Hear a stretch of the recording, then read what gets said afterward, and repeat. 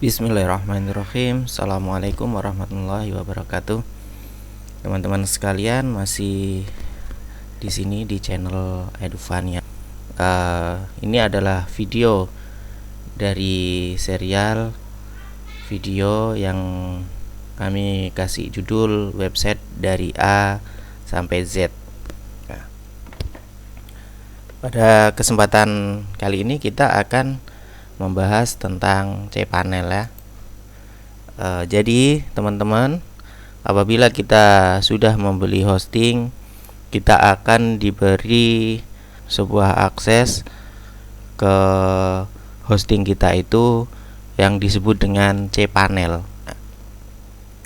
Memang ada nama-nama dari program lain untuk mengakses seperti Flash ya, tapi yang sering dipakai adalah cPanel.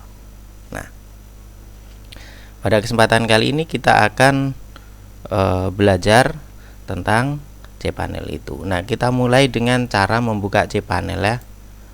Nah, kalau misalkan kita punya website namanya misalkan probismedia.com, maka cara buka cPanelnya adalah dengan mengetikkan domain tersebut, diakhiri dengan slash ya atau tanda garis miring, kemudian ketik cPanel ya.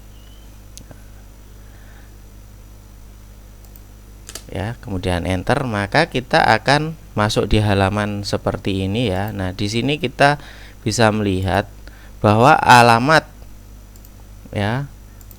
yang tadi itu probismedia.com/cpanel itu akan diteruskan ke alamat probismedia.com/22082. Nah, itu artinya bahwa untuk membuka cPanel ini bisa diakses dengan alamat domain kemudian port 2082. Jadi kalau misalkan kita membuka dengan alamat ini langsung juga bisa ya. Nah, kita ketikkan seperti ini maka juga bisa ya. Oke. Apabila kita sudah mendapati tampilan seperti ini, maka kita tinggal memasukkan username dan password. Nah, username dan passwordnya dari mana? Tentu saja dari pembelian yang kita lakukan ke perusahaan hosting. Nah, biasanya dikirimkan lewat email ya, maka silakan dibuka emailnya itu. Kemudian user dan passwordnya kita masukkan ya. Kebetulan ini sudah tersimpan, maka tinggal pilih aja. Kemudian klik login.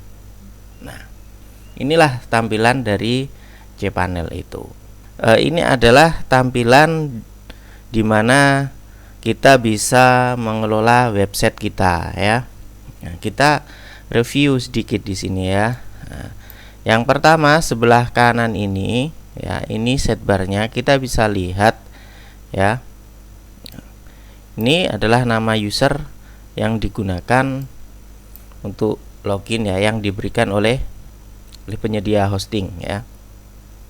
Nah, kemudian ini adalah IP dari website kita ya. Kita langsung ke bawah sini ya. Di sini ada beberapa spesifikasi yang ditampilkan dari hosting yang kita beli ya. Misalkan di sini ada inodes. Jadi inodes ini adalah jumlah file dan folder yang diperbolehkan untuk disimpan di dalam hosting ya.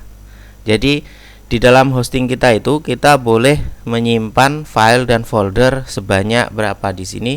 Sebanyak 500.000 file dan folder.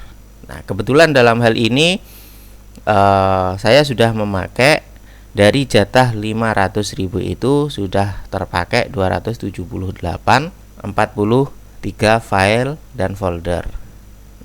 Ke bawah ya, ada bagian add-on.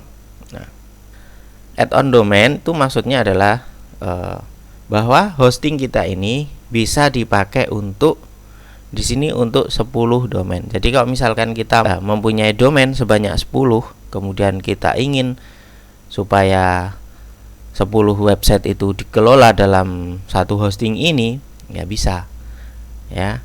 Nah, ini bisa ditampung sebanyak 10 domain. Kemudian ini disk usage ya. Nah, ini jatah kita untuk menyimpan file itu banyaknya tidak dibatasi, dan kebetulan yang udah terpakai di sini adalah 4,96 GB. Nah, kemudian bandwidth. Nah, bandwidth ini biasanya satuannya adalah mega per bulan. Di sini tidak terbatas, dan yang sudah terpakai adalah 2,97 GB. Jadi dalam bulan ini hosting ini ya sudah memakai bandwidth sebanyak ini. Nah, kemudian subdomain adalah itu ya. Subdomain itu berarti kayak gini ya. Misalkan belajar.probismedia.com ya. Jadi probismedia.com ini adalah domainnya, dan belajar ini adalah subdomain. Nah, jadi kalau misalkan kita ingin membagi website kita menjadi beberapa bagian gitu ya, misalkan layanan.probismedia.com kayak gitu, kemudian belajar.probismedia.com ya. Nah, dimana setiap subdomain itu berisi website sendiri-sendiri. Nah, itu bisa dengan membuat subdomain. Nah, di sini subdomainnya tidak terbatas. Nah, kemudian alias, untuk alias domain. Jadi maksudnya ketika kita mempunyai domain itu nganggur ya, kita bisa ketika domain itu dibuka maka bisa diarahkan dengan membuka alamat yang ada di hosting ini. Nah, kemudian email. Ya, email ini tak terbatas ya. Oke. Baik.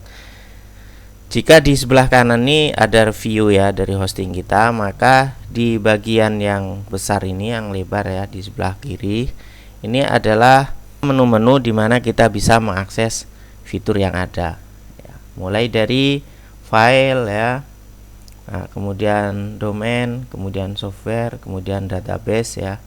Nah, di bagian ini kita bisa mengelola file-file kita ya, baik itu misalkan di sini menggunakan file manager ataupun menggunakan FTP, menggunakan web disk gitu ya.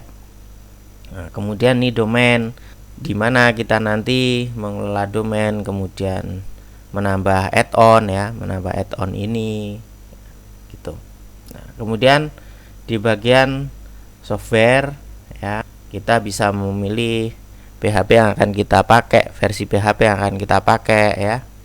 Nah, kemudian banyak lagi ya. Misalkan di sini di Softaculous ini kita juga bisa menginstal beberapa script secara otomatis ya. Dengan cara klik-klik aja maka nanti website kita bisa langsung jadi. Nah, kemudian di sini ada menu untuk mengelola database. Ya, nanti kan kita bahas satu persatu ya. Mungkin tidak semuanya, tapi sebagian besar nanti akan kita bahas di video tersendiri ya. Jadi begitu untuk video singkat kali ini ya. Saya akhiri. Assalamualaikum warahmatullahi wabarakatuh.